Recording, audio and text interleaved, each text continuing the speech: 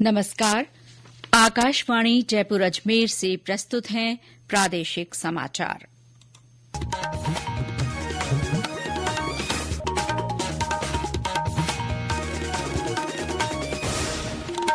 मुख्य समाचार। सरकार ने केंद्रीय कर्मचारियों और पेंशन भोगियों के लिए 8वें वेतन आयोग के गठन की घोषणा की। मुख्यमंत्री भजनलाल शर्मा ने कर्मचारी संगठनों से बजट पूर्व संवाद किया। कहा, संगठनों के सुझावों से बजट और अधिक समावेशी होगा। राष्ट्रपति द्रौपदी मुर्मू कल राष्ट्रीय खेल पुरस्कार प्रदान करेंगी। राजस्थान की पैराशूटर मोना अग्रवाल को अर्जुन पुरस्कार। और राज्य के अधिकांश भागों में अगले 4-5 दिन मौसम शुष्क रहने की संभावना, कई स्थानों पर घना कोहरा छाने के आसार।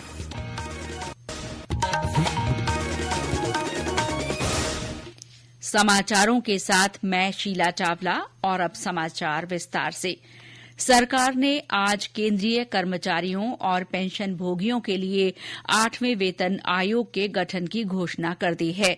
केंद्रीय सूचना और प्रसारण मंत्री अश्विनी वैष्णव ने आज नई दिल्ली में मंत्रिमंडल की बैठक के बाद मीडिया को संबोधित करते हुए कहा कि वेतन आयोग की सिफारिशें 2026 में लागू होंगी। श्री वैष्णव ने कहा कि चेयरमैन और 2 सदस्यों की नियुक्ति जल्द ही की जाएगी। केंद्र सरकार के सभी कर्मचारियों के लिए 8th सेंट्रल पे कमीशन को मंजूरी दे दी है। 1947 से अब तक 7 पे कमीशन हुए हैं और प्रधानमंत्री जी ने एक रेगुलर रिदम के साथ पे कमीशन बनाने का जो एक संकल्प लिया है, उसके हिसाब से 2016 में 7th पे कमीशन स्टार्ट हुआ था, तो 2026 में इसका टर्म कंप्लीट होता है। उससे वेल बिफोर 2025 में 8th पे कमीशन स्टैब्लिश करने से सफिशिएंट टाइम मिलेगा so that the recommendations can be received well before the completion of the period of 7th pay commission. प्रधानमंत्री नरेंद्र मोदी की अध्यक्षता में हुई मंत्रिमंडल की बैठक में स्पेस सेक्टर को लेकर फैसला लिया गया है। सूचना और प्रसारण मंत्री ने बताया कि वर्ष 2040 तक भारत के चांद पर पहुंचने के लक्ष्य में तीसरे लॉन्च पैड की अहम भूमिका होगी। उन्होंने कहा कि 3,985 करोड़ रुपए की लागत से तीसरे लॉन्च पैड की मंजूरी दी गई है। राज्य के आगामी बजट को लेकर मुख्यमंत्री भजनलाल शर्मा और उप मुख्यमंत्री दिया कुमारी ने आज कर्मचारी प्रतिनिधियों से बजट पूर्व संवाद किया। इस दौरान मुख्यमंत्री ने कहा कि कर्मचारी संगठनों से मिले सुझाव आगामी बजट को और अधिक समावेशी बनाने में महत्वपूर्ण भूमिका निभाएंगे। उन्होंने कहा कि सरकार इन सुझावों का संवेदनशीलता के साथ परीक्षण करेगी और बजट में शामिल करने का हर संभव प्रयास करेगी। श्री शर्मा ने कहा कि कर्मचारियों द्वारा बैठक में उठाए गए मुद्दों का यथासंभव निराकरण करने की दिशा में आवश्यक कदम उठाए जाएंगे। बैठक में मुख्य सचिव सुधांश पंत सहित कई वरिष्ठ अधिकारी मौजूद रहे।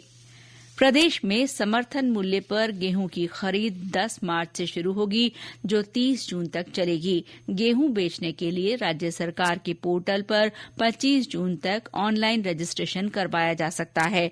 खाद्य और नागरिक आपूर्ति मंत्री सुमित गोदारा ने बताया कि समर्थन मूल्य पर गेहूं की खरीद के लिए सभी तैयारियां पूरी कर ली गई हैं। इसके लिए प्रदेश भर में 259 खरीद केंद्र बनाए गए हैं। केंद्रीय उपभोक्ता मामले, खाद्य और सार्वजनिक वितरण मंत्री प्रहलाद जोशी के साथ कल वीडियो कॉन्फ्रेंस के माध्यम से हुई बैठक में श्री गोदारा ने ये जानकारी दी। इस बैठक से राजस्थान सहित 5 अन्य राज्यों के मंत्री भी जुड़े। बैठक में श्री गोदारा ने बताया कि राज्य में किसानों को गेहूं के समर्थन मूल्य के अलावा प्रति क्विंटल 125 रुपए का बोनस दिया जा रहा है।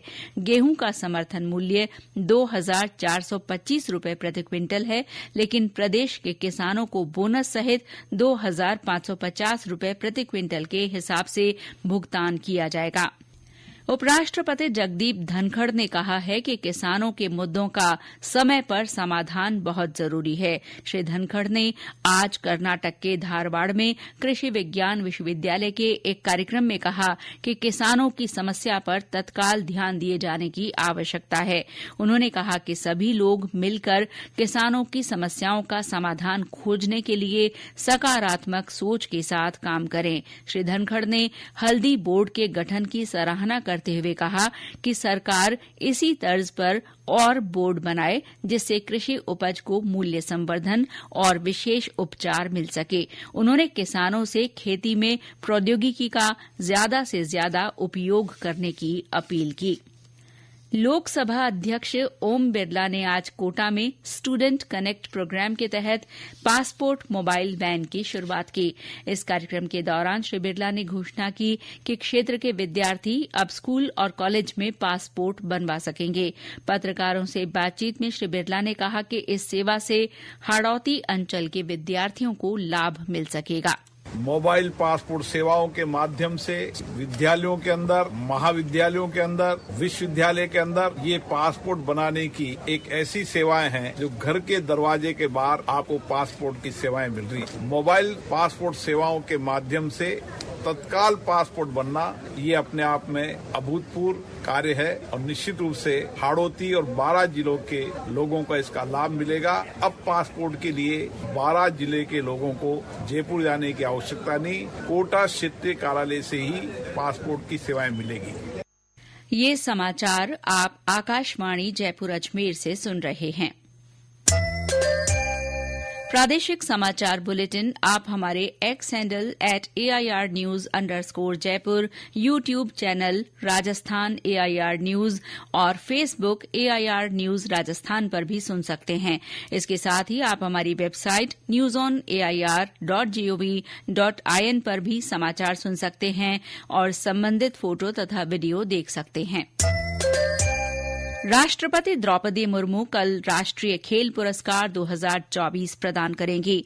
राष्ट्रपति भवन में आयोजित समारोह में विश्व शतरंज चैंपियन डी गुकेश, ओलंपिक पदक विजेता निशानेबाज मनु भाकर, हॉकी टीम के कप्तान हरमनप्रीत सिंह और पेरिस पैरालंपिक में स्वर्ण पदक जीतने वाले प्रवीण कुमार को मेजर ध्यानचंद खेल रत्न पुरस्कार से सम्मानित किया जाएगा। 32 खिलाड़ियों को अर्जुन पुरस्कार दिया जाएगा। इनमें राजस्थान की पैराशूटर मोना अग्रवाल भी शामिल हैं। मोना ने पेरिस पैरालंपिक में 10 metre air rifle standing SH1 निशानेबाजी स्पर्धा में कांस्य पदक हासिल किया था। स्टार्टअप इंडिया अभियान की आज 9वीं वर्षगांठ है। इस मौके पर प्रदेश में विभिन्न कार्यक्रम आयोजित किए गए। पाली के राजकीय बांगड़ महाविद्यालय में स्थित स्टार्टअप प्रशिक्षण केंद्र में विद्यार्थियों के लिए प्रतियोगिता रखी गई। इसके साथ ही उन्हें स्टार्टअप शुरू करने के गुर सिखाए गए। कोटपूतली बहरोड के बांसूर में कार्यक्रम आयोजित कर युवाओं को कौशल विकास की जानकारी दी गई। मुख्यमंत्री भजनलाल शर्मा ने सोशल मीडिया पोस्ट में कहा कि इस योजना से प्रदेश में भी उद्यमशीलता का नया युग शुरू हुआ है। ये योजना नए विचारों को प्रोत्साहित करने, उद्यमिता को बढ़ावा देने तथा युवाओं को आत्मनिर्भर बनाने में महत्वपूर्ण भूमिका निभा रही है। और अब मौसम। राज्य के अधिकांश भागों में अगले 4-5 दिन मौसम शुष्क रहने की संभावना है। इसके अलावा कोटा, अजमेर, जयपुर, भरतपुर और बीकानेर संभाग के कुछ हिस्सों में आगामी 2-3 दिन घना कोहरा छाये रहने के आसार हैं। मौसम केंद्र जयपुर के अनुसार कोहरे के प्रभाव से कहीं कहीं दिन के तापमान में 2 से 4 डिग्री की गिरावट हो सकती है। इस बीच राज्य में सबसे कम 3.7 डिग्री सेल्सियस न्यूनतम तापमान नागौर में दर्ज हुआ। हमारे संवाददाता ने बताया कि वहां कड़ाके की सर्दी से जनजीवन प्रभावित हो रहा है। नागौर में कड़ाके की ठंड पड़ रही है। जिले में सर्दी तेज होने से एक और जहां आम जनजीवन प्रभावित हो रहा है, वहीं रबी की फसलों को फायदा हो रहा है। जिले में आज न्यूनतम तापमान 3.7 डिग्री सेल्सियस रिकॉर्ड किया गया। हालांकि दिन में धूप खिलने से अधिकतम तापमान में वृद्धि दर्ज की गई। गत शनिवार को हुई मावठ के बाद 2 दिन तक अधिकतम तापमान में गिरावट दर्ज की गई। पिछले 3 दिन से धूप खिलने से दिन का तापमान बढ़ रहा है, जबकि रात का तापमान गिर रहा है। श्यामलाल, आकाशवाणी संवाददाता, नागौर। फतेहपुर शेखावाटी में 5.4 डिग्री सेल्सियस न्यूनतम तापमान रिकॉर्ड किया गया।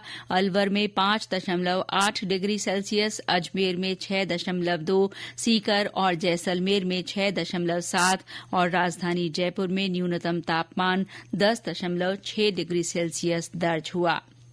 Jaipur international film festival GIF कल से शुरू हो रहा है। जयपुर के राजस्थान इंटरनेशनल सेंटर में होने वाले समारोह में देश विदेश के 400 से ज्यादा फिल्म उद्योग से जुड़े दिग्गज शिरकत करेंगे। एक रिपोर्ट। इस बार फिल्म फेस्टिवल का मुख्य आकर्षण म्यूजिकल रेड कारपेट उद्घाटन समारोह रहेगा। इसमें देश विदेश के फिल्म निर्माता, निर्देशक, अभिनेता, वितरक और फिल्म उद्योग से जुड़े लोग जुटेंगे। इस साल 48 देशों की 20 फिल्में नामांकित की गई हैं। इनमें से 75 फिल्मों को फेस्टिवल के पहले ही दिन पुरस्कार दिए जाएंगे। इस साल का लाइफ टाइम अचीवमेंट अवार्ड मशहूर निर्देशक यश चोपड़ा को दिया जाएगा। वहीं प्रसिद्ध फिल्मकार श्याम बेनेगल को श्रद्धांजलि दी जाएगी। 18 से 21 जनवरी तक रोजाना सवेरे 9 से रात 9 बजे तक जयपुर के मालवीय नगर स्थित सिनेमा हॉल में इन फिल्मों की स्क्रीनिंग की जाएगी। इनमें हिंदी सिनेमा की साल 1936 में रिलीज हुई फिल्म देवदास सहित 9 आइकॉनिक फिल्में शामिल हैं। समाचार कक्ष से सुदर्शन नाहर। और अब समाचार महाकुंभ से।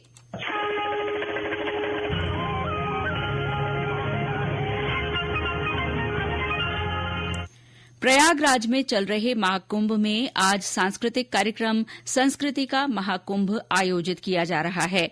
इसके तहत गंगा पंडाल में प्रसिद्ध कलाकार अपनी मनमोहक प्रस्तुतियों के माध्यम से भारतीय संस्कृति की समृद्ध परंपरा दर्शा रहे हैं। इस बीच कुंभ में भाग लेने के लिए राजस्थान से जाने वाले लोगों के लिए रेलवे और राजस्थान रोडवेज की ओर से विशेष व्यवस्थाएं की गई हैं। 12 जनवरी से रोडवेज द्वारा विशेष बसें संचालित की जा रही हैं। वहीं कल से कोटा के सोगरिया से बनारस के बीच स्पेशल ट्रेन चलाई जाएगी। ये रेलगाड़ी 22 फरवरी तक सप्ताह में 2 दिन शुक्रवार और मंगलवार को चलेगी। ये ट्रेन सोगरिया से कल सुबह 8:15 पर रवाना होगी। वहीं एक अन्य रेलगाड़ी बाड़मेर से बरौनी के बीच 19 जनवरी से चलाई जाएगी। इससे पहले आज जयपुर से साबरमती बनारस स्पेशल ट्रेन रवाना हुई। और अंत में मुख्य समाचार एक बार फिर। सरकार ने केंद्रीय कर्मचारियों और पेंशन भोगियों के लिए 8वें वेतन आयोग के गठन की घोषणा की। मुख्यमंत्री भजनलाल शर्मा ने कर्मचारी संगठनों से बजट पूर्व संवाद किया। कहा, संगठनों के सुझावों से बजट और अधिक समावेशी होगा। राष्ट्रपति द्रौपदी मुर्मू कल राष्ट्रीय खेल पुरस्कार प्रदान करेंगी। राजस्थान की पैराशूटर मोना अग्रवाल को अर्जुन पुरस्कार। और राज्य के अधिकांश भागों में अगले 4-5 दिन मौसम शुष्क रहने की संभावना। कई स्थानों पर घना कोहरा छाए रहने के आसार। इसके साथ ही प्रादेशिक समाचार बुलेटिन समाप्त हुआ। नमस्कार।